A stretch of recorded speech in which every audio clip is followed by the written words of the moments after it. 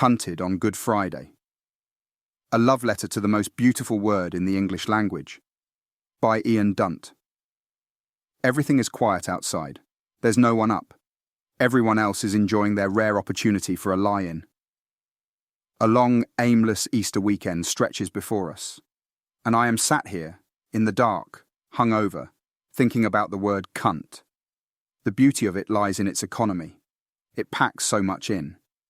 Using just 4 letters, it can offend, upset, disrupt, outrage, and silence. There is no word with a greater impact, nor one that establishes so many potential outcomes with such little effort. To get the obvious out the way, it's not sexist. I know many people think it is, but they are wrong, and I think tellingly so. Most swear words involving women's genitalia imply weakness. Look at how the word pussy translates, "What a pussy." Don't be a pussy, he pussied out. All of them defined by harmlessness, weakness, cravenness, the absence of strength or power. That's sexist. Cunt is the precise opposite. It is powerful, more powerful indeed than any other swear word. It is aggressive. It is curt and sharp and ferocious.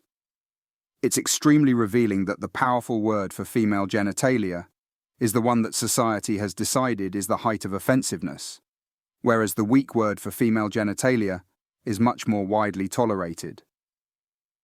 People often say that swearing involves a failure of imagination. They encourage you to deploy a wider range of vocabulary to express your thoughts.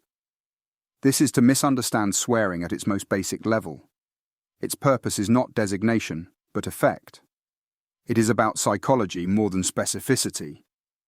There is no other word for cunt because no other word has the same impact. Swear words operate at the level of taboo. That is their true meaning. They are an escalating form of taboo transgression. In all societies, certain words are considered forbidden. Some of them are very lightly forbidden, like damn. Some are very sternly forbidden, like cunt. Evidently, they contribute to some kind of societal need, or reflect a certain type of human requirement.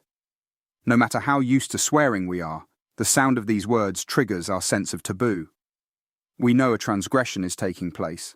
A very modest one, sure, but a transgression nonetheless. Our social apparatus is very highly attuned to behavioral misdemeanor, the kinds of things which once have had you thrown out of the tribe. So it registers every time, spiking our attention.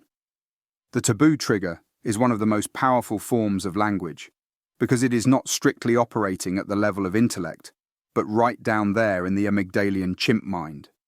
Swearing is therefore an extremely effective form of political communication. It's picked up on the taboo radar, it causes the prickle on the skin that something unusual and potentially dangerous is taking place. It brings the language to life. So if the purpose of your writing is to engage people emotionally, the real question isn't why would you swear, it's why wouldn't you? Just swearing is not enough. One must swear well. The critics of swearing are right about one thing. It is demeaning if it is overused, but they have misunderstood what is demeaned and what constitutes overuse. It is not the person that is demeaned, but the swear word itself. And the overuse is not the result of frequency, but of lack of clarity or thought as to its application. Sometimes the swear word is used almost by instinct in nearly every sentence. Sometimes it is used as a form of grammar, as a comma basically, to intersperse the rest of the words. In either case, the power of the word is diminished. You've done wrong by the swears, you've betrayed their dark magic. The best swearing plays with the taboo trigger. It kind of flirts with it. It recognizes the strength of the word and plays around, either by comparing or compounding it. The former is the most common. It takes the same structure as a joke, leading the listener one way, then turning them another. The delight comes in the sense of surprise. So it's very pleasant and enjoyable to embed the harshest swearing-in sentences, which otherwise indicate serenity, safety, and calm. We might therefore talk, for instance, about an organization being a meadow of cunts, or someone being in a state of cunty frivolity. Any combination which conjoins innocence with the despicable.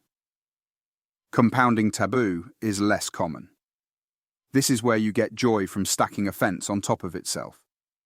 Telling someone you fucked it is unremarkable, but telling them that they fucking fucked it is much more fun. Describing someone as fucking cunted in your eye sockets is also charming, because you got both in and then docked them with some barren, fractured imagery.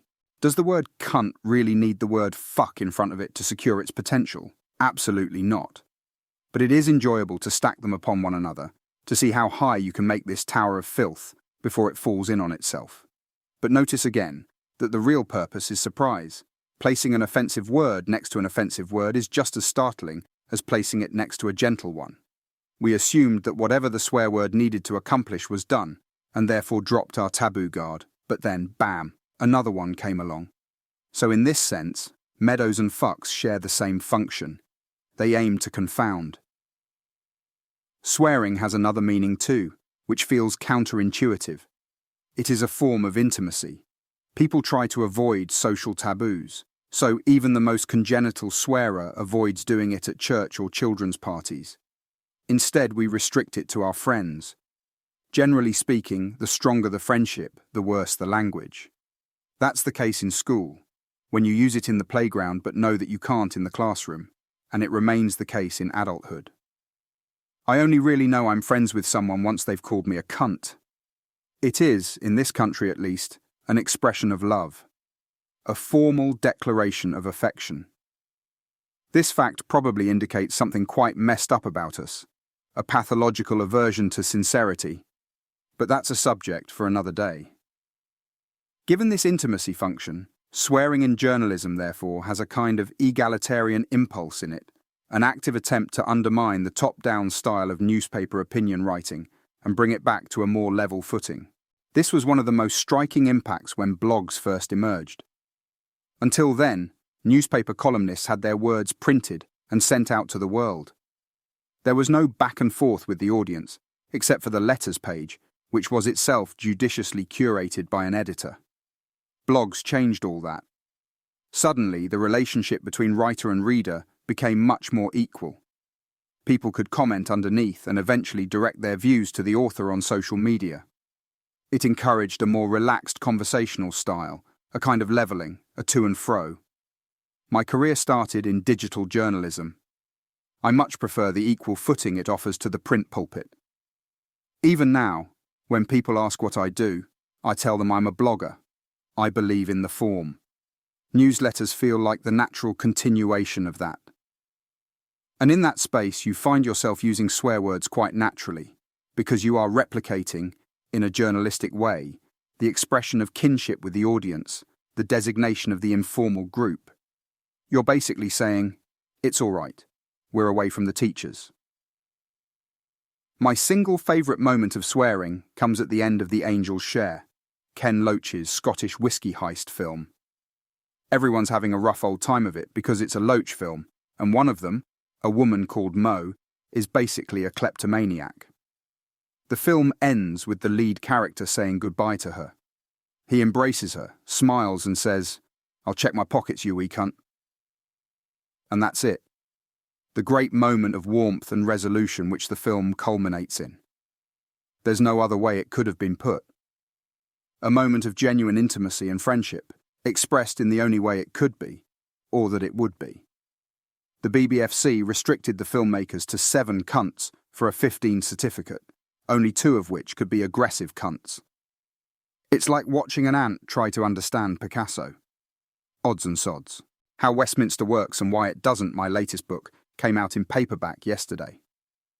It's my attempt to get out from under the bullshit of our political debate and look at how the country really works, stripping down every part of the system and seeing how it operates. We read so much political coverage, but it's mostly without any kind of structural underpinning. Nadine Dorries said this. Lee Anderson said that. Now this other politician is criticising them for it. Will they apologise? Will the Prime Minister stand by them? God help us all. Then the carousel swings, the spotlight moves.